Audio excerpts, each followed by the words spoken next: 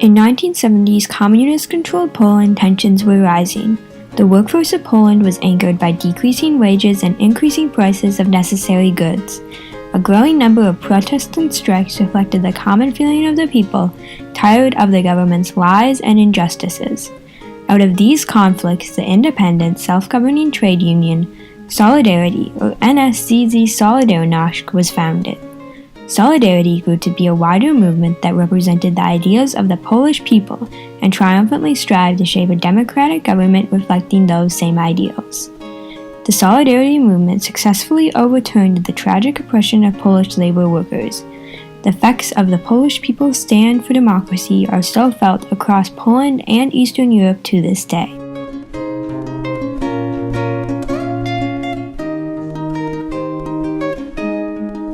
In February of 1945, as World War II was coming to an end, three leaders of the Allied powers, British Prime Minister Winston Churchill, U.S. President Franklin Delano Roosevelt, and Soviet Premier Joseph Stalin met at the Yalta Conference in Crimea, Russia. At Yalta, discussions of what to do with post-war Eastern Europe consumed a large part of the negotiations.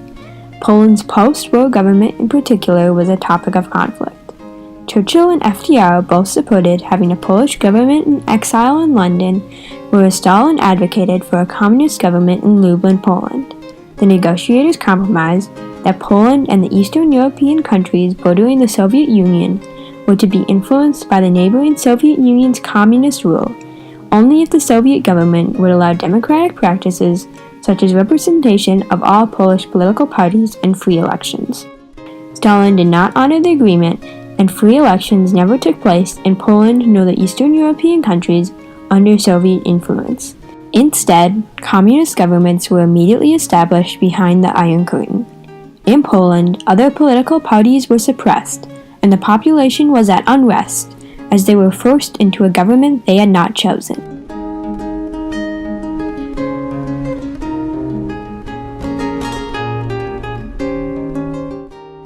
In the decades leading to the 1970s, the Soviet Union took more power, and tensions within Poland rose.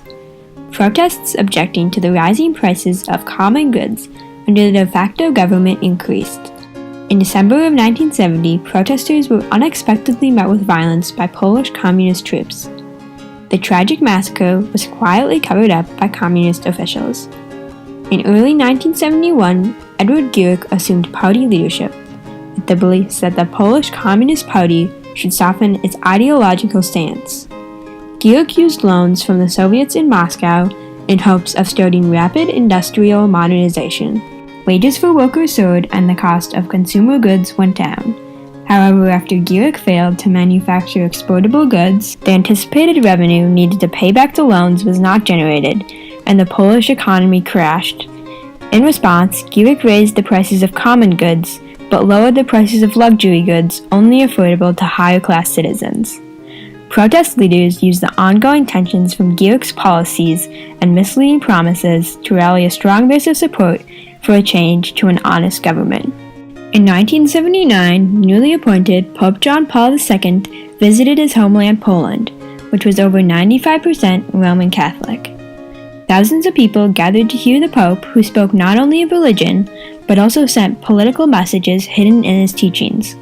Because of the Pope's global coverage, communist-run Poland was now put into an international spotlight. Now influenced by the Pope, the people of Poland had a newfound sense of courage and hope for democracy. All Polish people, not only labor workers, were ready to unite for a Poland that reflected their thoughts and ideals. And what Solidarity did, which was remarkable, is you had workers and intellectuals united, which never happened in the rest of Eastern Europe.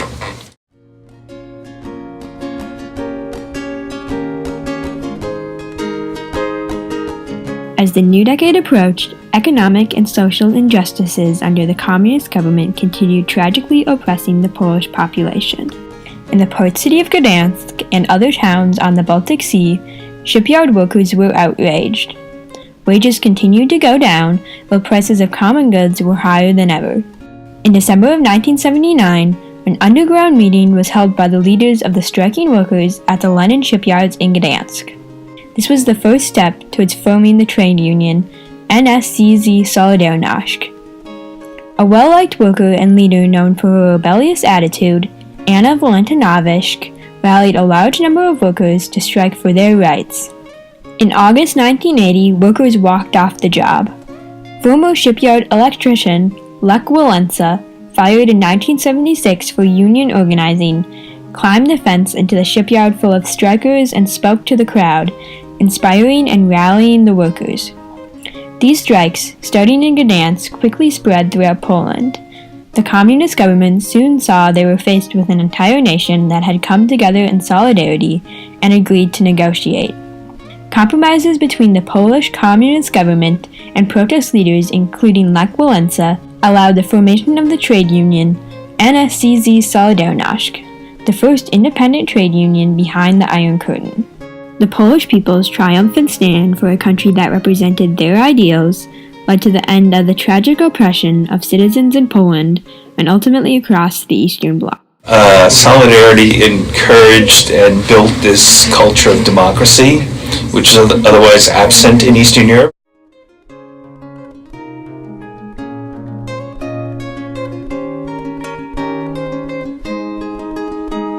In the 1980s, a new head of defense, General Jaruzelski, came into power in Poland, ready to take force against the rising opposition. On December 13, 1981, he made an address saying, "The crisis in Poland has reached its climax," and declared a state of emergency. Martial law was instated, and solidarity was outlawed. The communist government took over television and radio stations, closed borders and airports, suspended union activity, banned strikes, and banned public gatherings. Communist troops sent Solidarity leaders to jails. Solidarity became an underground movement. As Poland fell deeper into a state of crisis, Solidarity managed to stay alive, with membership reaching almost 9 million. By contrast, PZPR, the government-run Communist Workers' Union, numbers were lower than ever, and the Communist Youth Group had failed to sustain membership as well, making up less than 5% of students. Martial law failed to stop the spirit of solidarity. As a result of this failure, in summer of 1983, martial law in Poland came to an end. It took 5 more years of communist rule before solidarity leaders were able to negotiate a free election.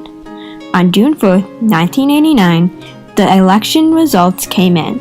Solidarity leaders swept the board. For the first time since World War II, Poland was not oppressed by communist rule. The fight for solidarity had been won.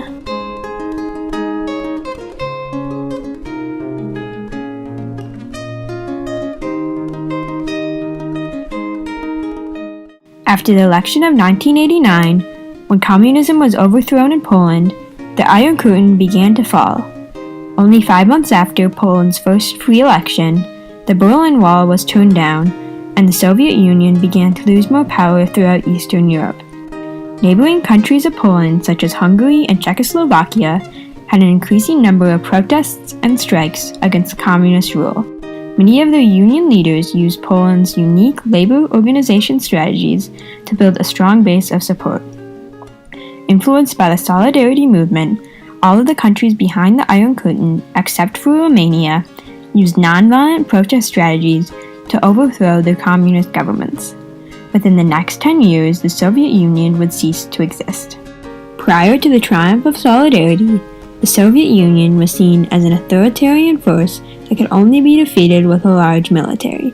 The people of Poland proved this wrong by nonviolently creating a movement that stood up for their rights and beliefs, leaving a legacy of influence across Eastern Europe. The triumphant 1980 protests starting in the Lenin shipyards in Gdansk and the negotiations that would follow overturned the tragic oppression of the working class in Poland. The triumph of NSZZ Solidarność, the first independent trade union behind the Iron Curtain, would influence movements throughout the Eastern Bloc to stand up for democracy. People around the world learned from Solidarity the power of uniting together as a population and defeating lies with truth.